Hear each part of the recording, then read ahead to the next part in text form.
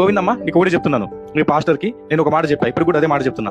4 సువార్తల్లో ఎంత 4 సువార్త మత్తయి, మార్కు, లూకా, యోహాను, ఈ 4 సువార్తల్లో ఎక్కడైనా యేసు నా రక్తంతో మీ పాపాలు కడగబడతాయనే ఒక వాక్యం చూపిస్తే మీ పాస్టర్ కైనా నేను 10 లక్షల రూపాయలు ఇక్కడ పెడితే తీసుకుని పోమని చెప్తున్నా.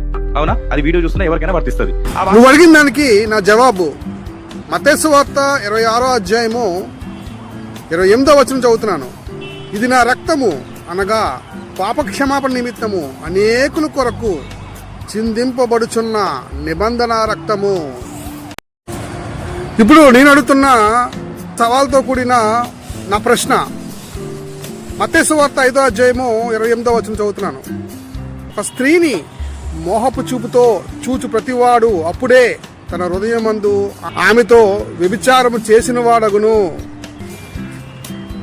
సమాజాన్ని బాగు చేసే దీనిలాంటి దమ్మున్న రెఫరెన్స్ నీ హిందూ వాంగ్మయంలో చూపించు. నీకు సత్తా ఉంటే, నీకు దమ్ముంటే నీకు సవాల్ చేస్తున్నాను.